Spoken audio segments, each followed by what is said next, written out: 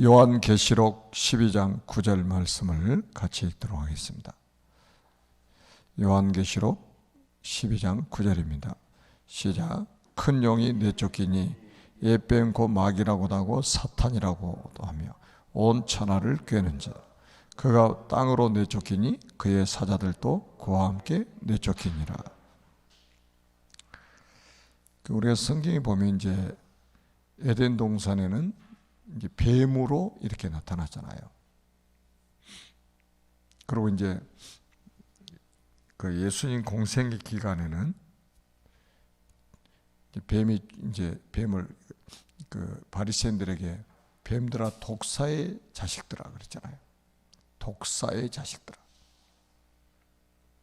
그중 계시록에는 큰 용이 내쫓긴 이렇게 말씀을 하고 있습니다. 그러니까 이제 사단의 정체를 폭로하는 책이 사실은 지구상에 성경 외에는 없잖아요. 마지막 때에 사탄이 얼마나 강력한 힘을 가지고 세상을 장악하고 있는지를 우리에게 보여주고 있는 겁니다. 큰 용이 내쫓겠다고. 어마어마한 힘을 가진 그런 존재로 이렇게 이제 등장을 하고 있잖아요. 이게 이제 예뱀, 에덴 동산에 나타났던 그 놈이다. 그게 바로 마귀요 사탄이요 온 천하를 꿰는 자라.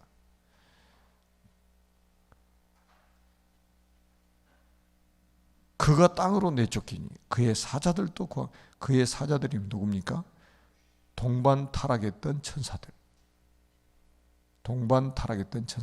그러니까 이게 이제 귀신 악령들 아니겠습니까?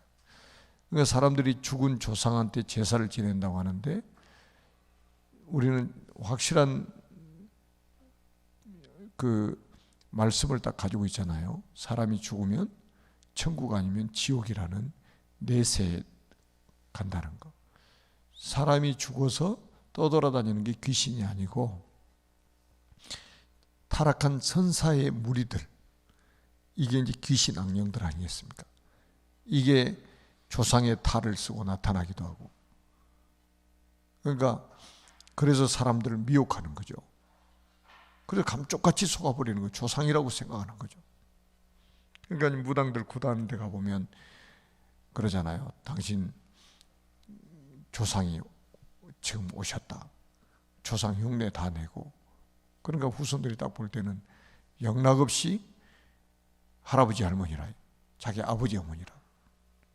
그러니까는 속아가지고 일평생 거기다가 인생을 올인하잖아요. 그걸 같이 망하는 거죠. 그래서 우리는 이 사단의 정체, 지금 현장을 100% 장악하고 있는, 그래서 예수님이 이미 복음서에 말씀하셨잖아요. 세상 임금, 세상 신. 그러니까 불신자의 아비, 사망의 세력을 잡은 자, 이게 지금 공중 권세 잡은 자, 성경은 이렇게 표현을 하고 있습니다. 그러니까 지금 하나님 떠난 모든 사람들을 사단이 완전히 장악하고 있다는 거죠. 그래서 강한 자를 먼저 결박해야 된다고도 말씀을 하신 겁니다. 캠프 사령관입니다. 큰 혼란 시대 가운데 중직자는 현장 캠프 사령관으로 부름받았습니다. 이때 사령관은 영적 전쟁터를 올바르게 봐야 합니다.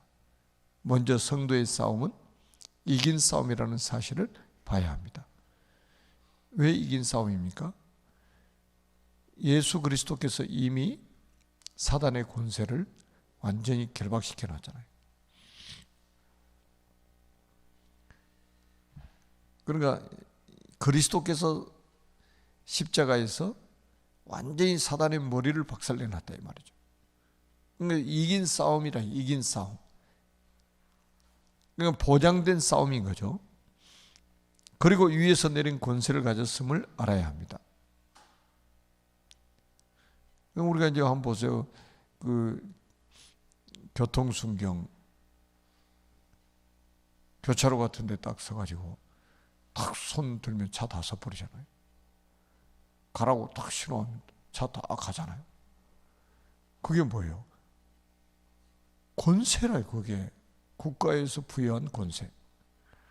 근데 정남인 집사님이 교차로에 서가지고 차 딱 서라고 이러고 있으면 어떻게 되겠어요? 차가 서겠어요? 안 서요. 왜? 그 권세가 없기 때문에. 근데 우리는 더러운 귀신들을 내쫓을 수 있는 권세를 하나님이 우리에게 주신 거라요.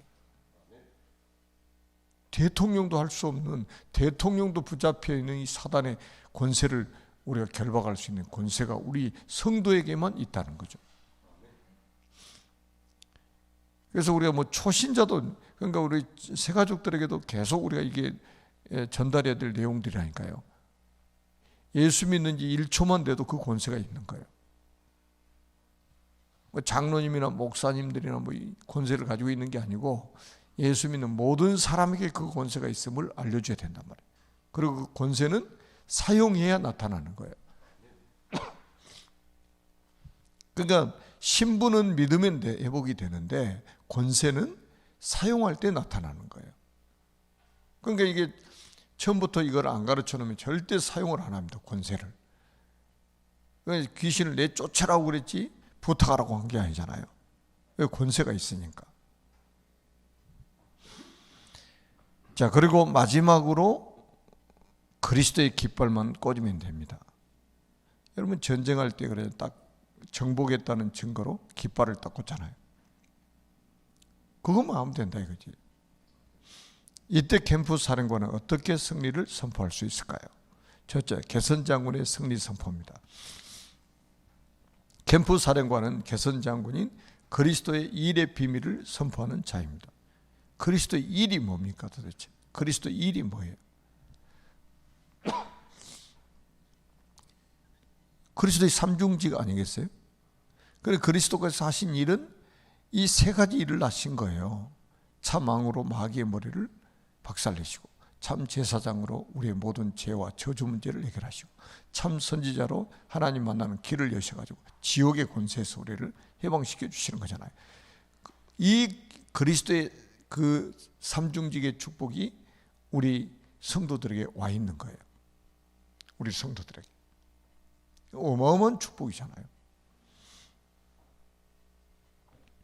그러므로 가서 말하기만 하면 됩니다. 바로 왕 앞에서 피제사를 드리러 간다라고 말한 것처럼 개선 장군의 이름으로 여호와께서 보내셨다라고 선포하기만 하면 됩니다. 그러니까 목사님 이제 그런 말씀하시잖아요. 전도로 가가지고 교회 다녀봤냐 이렇게 물어보지 말라고 하잖아요. 하나님이 당신에게 가라고 그래서 왔다.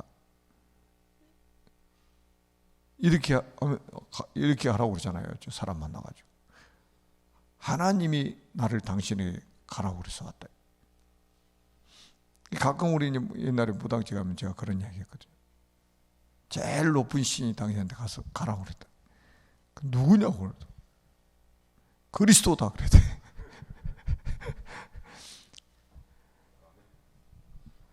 그건 맞잖아요. 주님이 이미 너희는 세상으로 가라고 그랬잖아요. 세상에 가라고, 모든 민족에게 가라고, 만민에게 가라고, 땅 끝까지 가라고 그랬잖아요. 그 맞는 거지. 그 지상 명령은 지금도 유효한 거예요. 주님 재림하실 때까지 유효한 거예요. 그래서 이제 너희를 영접하는 자는 나를 영접하는 것이고, 나를 영접하는 자는 나 보내신 이를 영접하는 것이다. 이게 뭐 우리가 보통 사람입니까? 이게 어마어마한 축복을 받은 거죠. 확실한 하나님의 뜻을 잡는다면 죽고 사는 것은 문제가 되지 않습니다. 여러분 죽고 사는 게 하나님의 손에 있잖아요. 아이 죽으면 천국 가는 것이고 살아 있을 때는 복음 전하는 것이고 뭐 그러면 되지 뭐 굳이 하나님이 데려가실 때 못 가겠다고 한다고 또 못 갑니까? 안 갑니까? 하나님 불러가시면 그 누구도 가야 되는데, 그러니까 그 하나님의 나라에 갈 준비까지 우리는 딱 돼 있어야 돼요. 발버둥 칠 필요 없다 이 말이에요. 그러니까 그만큼 우리가 평안해야죠. 아니 죽으면 천국, 살아있을 때는 복음 전하는 전도자. 제가 늘 말씀드린 코로나 바이러스 그것 때문에 우리가 죽는 게 아니에요. 하나님 불러가시는 그 방법 중에 하나예요. 코로나 걸렸다가 다 죽습니까? 그거 아니잖아요. 감기로 죽는 사람이 더 많은데 코로나로 죽는 사람은 많아. 전쟁 일어난다고 다 죽습니까? 전쟁 일어나는 죽는 것보다 자살해서 죽는 사람이 더 많은데. 그러니까 우리가 죽고 사는 것이 우리가 이제 정말로 하나님의 손에 있는 거예요.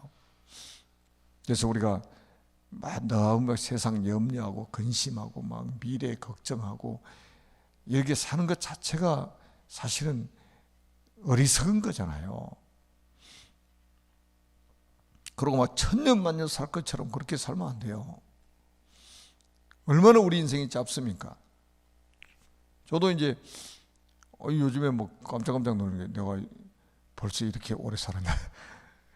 그러니까 벌써 나이가 이렇게 됐나 싶을 정도 막.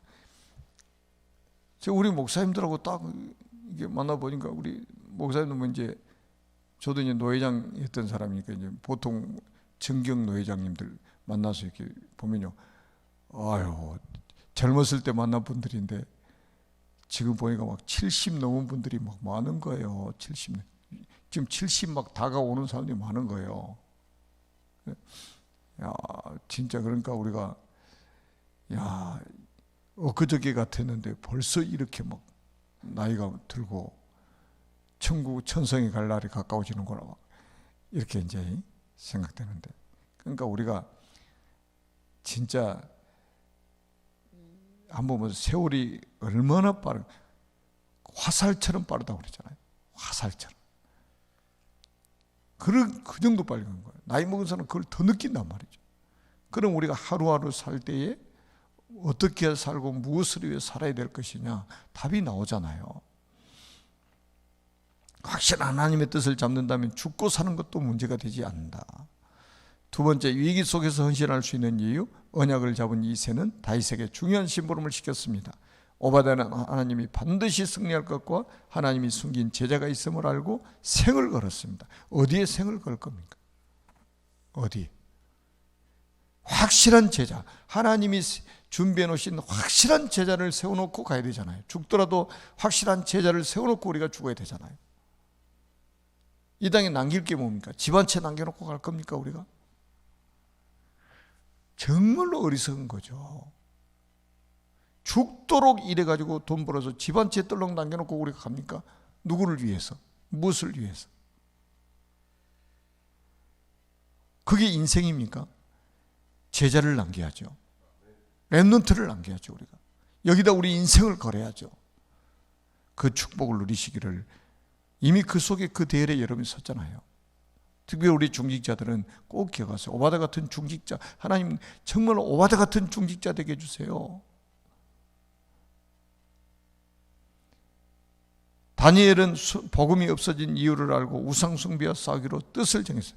우상숭배해가지고 지금 하나님 버리고 우상숭배해가지고 바벨론까지 포로로 잡혀왔는데 바벨론에서 또 우상숭배한다? 말이 안 되는 일이야 이게 다니엘에게는. 그러니까 뜻을 정할 수밖에 없는 거예요. 당연한 거지. 이게 지금 대단한 게 아니고. 우상숭배하면 망하잖아요. 망해. 그래서 우상숭배하지 말라고 하는 거잖아요. 바울은 평강의 하나님께서 속히 사탄을 너희 발 아래 상하게 하시리라고 기록했습니다. 여러분 노마가 250년 동안 속국으로 이스라엘 삼고 10명의 황제가 250년 동안 삼고 얼마나 핍박을 했습니까? 그러니까 그 황제들이 누구한테 잡혀 있습니까? 사단에게 잡혀 있잖아요. 그러니까 바울은 그 노마에다가 편지를 쓰면서 너희 발 아래 사탄을 속히 너희 발 아래 상하게 하실 것이다. 결국 무릎 꿇게 만들 것이다. 그런데 진짜 주 313년에 250년 만에 복음 들어간 250년 만에 노마가 복음 앞에 무릎을 꿇었잖아요. 그러니까 이미 사탄은 패배한 존재잖아요. 사탄은 이미 패배자예요. 패배자. 계속 선포해야 된다니까요. 사탄을 향해서 너는 패배자야. 너는 머리가 깨진 자야. 그리스도의 이름으로 이 더러운 사탄은 결박받고 떠나갈지어다. 하나님은 하나님이 원하시는 것을 알고 헌신하는 중직자에게 모든 것을 동원시키십니다. 그러니까 우리는 늘 질문을 던져야 됩니다. 하나님 원하시는 게 뭡니까? 하나님이 원하시는 것이 뭡니까? 여기에 우리가 헌신할 때에 하나님은 모든 것을 동원시킨다고 합니다. 여러분, 전쟁을 나가는 군인에게 국가에서 모든 것을 다 지원하잖아요. 모든 것을 다. 그렇듯이 우리가 마찬가지입니다. 우리는 캠프 사령관으로 하나님이 부르셨다. 그래서 거기에 헌신하는 모든 자들, 모든 것을 동원시키신다. 예배와 기도회와 훈련을 통해 살아있고 운동력 있는 말씀만 붙잡으면 됩니다. 그러니까 주일날 강단 메시지, 진짜 우리 중직자들은 더구나 평생 이걸 딱 붙잡아야 됩니다. 은혜 받는 자리에 있어야 된다. 때를 따라 돕는 은혜를 얻기 위해서 은혜의 보좌 앞으로 우리는 나가야 된다. 그리고 말씀에 집중해야, 말씀. 우리 신앙의 기준은 말씀이기 때문에 말씀에 집중해야 된다. 그리고 우리는 오직의 신앙을 해보게 된다. 성경에 다양한 것을 말하고 있는데 우리가 속아요. 다양한 것을 말해야 된다고 생각합니다. 다양한 지식을 가져야 된다고 생각합니다. 그게 아니에요. 다양한 것을 가지고 오직 한 가지를 설명하고 있다는 걸 꼭 기억하셔야 됩니다. 그게 그리스도란 말이에요. 오직 이것을 기록하면 이 성경 66권 1600년 동안 기록된 이 성경이 예수께서 하나님의 아들 그리스도이심을 믿게 하려며 또 너희로 믿고 그 이름을 힘입어 생명을 얻게 하려 함이니라. 그거 한 가지 설명하려고 1600년 동안 40여 명의 저자를 동원해가지고 기록한 성경이란 말이죠. 오직 그리스도. 여기에 완전 결론 나야 됩니다. 언약 기도입니다. 말씀을 통해 이미 승리한 싸움임을 알고 현장에 그리스도의 깃발을 꽂는 영적 전쟁을 시작하게 하옵소서. 예수 그리스도의 이름으로 기도합니다. 아멘. 예, 교회 기도 제목 가지고 같이 기도합니다. 교회 기도 제목입니다. 시작. 237 이민자 지원센터 플랫폼, 237 이민자 지원센터를 237 나라를 살릴 플랫폼으로 주신 하나님께 감사를 드립니다. 237 이민자 지원센터를 통해 237 나라를 살릴 절대 제자들이 일어나게 하시고 237 미래를 살릴 렘넌트들이 DCK들 속에 일어나게 하옵소서. 237 이민자 지원센터를 통해 후원하고 있는 이사빈들과 전도자들의 경제를 축복하옵소서. 237 서밋스쿨 플랫폼, 사탄이 교육을 통해 12가지 문제, 나 중심, 물질 중심, 성공 중심, 무속, 점술, 우상, 마귀 자녀, 우상 숭배, 정신 문제, 육신 문제, 내세 문제, 후대 문제를 각인 뿌리 체질화시켜 무신론자로 만들어 하나님을 대적하게 만들고 있는 이때에 그리스도로 각인시키고 하나님의 나라를 뿌리를 내리고 성령 충만으로 체질을 바꿔서 237 나라를 살릴 복음 인재를 키우시려고 237 서밋스쿨을 세워주심을 진심으로 감사를 드립니다. 237 서밋스쿨 안에 가장 먼저 유치부 렘넌트들을 모아 영적 서밋으로 훈련받게 하심을 감사드립니다. 237 서밋스쿨 안에 초등부, 중등부, 고등부까지 서밋 훈련을 받을 수 있는 플랫폼으로 축복하옵소서. 지금 237 서밋스쿨 초등부 교육과정을 준비하고 있는 태스크포스 팀에게 다니엘에게 주셨던 10배 뛰어난 지혜를 주셔서 하나님께서 원하시는 복음 인재를 키워 237 나라를 살리게 하옵소서.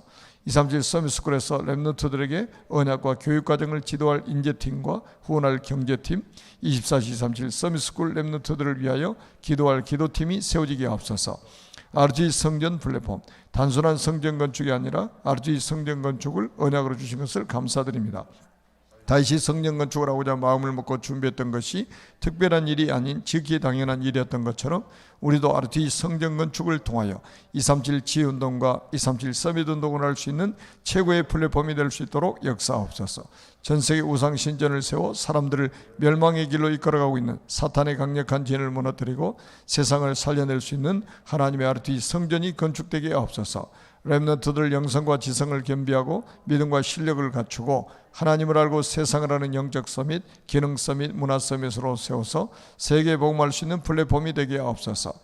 전 성도가 벽돌 한 장, 한 평, 한 방, 한 기념관에 기쁨으로 동참하여 후대들을 위하여 기념비를 남기게 하옵소서. 중직자, 삼제자, 하나님께서 세우신 중직자들이 교회를 살리는 비밀결사대, 렘넌트를 키우는 렘넌트 미니스트리, 메슨 전쟁에 승리할 홀리 메슨으로 일어나게 하옵소서. 산업인, 상기업, 산업인들이 빛의 경제, 복음 경제, 미래 경제를 회복하여 RT 성전을 건축하여 렘넌트들을 삼서밋으로 키우고 전세계 선교사를 파송할 수 있도록 축복하옵소서. 한우와 새가족, 절대 불가능한 문제까지도 하나님 보좌 앞으로 가져갈 수 있는 영적 서밋 타임을 회복하여 절대 가능케 하시는 하나님의 역사로 가정과 가문의 증인으로 서게 하시고 언약의 여정, 전도의 여정을 살아가게 하옵소서. 미래를 살 렘넌트들과 언약 전달하는 교사들이 최고 은혜 받게 하옵소서. 만왕의 왕이신 예수 그리스도의 이름으로 기도합니다. 아멘. 10분 묵상 기도문 후에 우리 윤지 피택 장로 윤지 수술을 하고 지금 회복 중에 있습니다. 빠른 회복을 위해서 기도해 주시고 중직자 헌신 예배 또 임직을 위해서 특별히 기도해 주시기 바랍니다.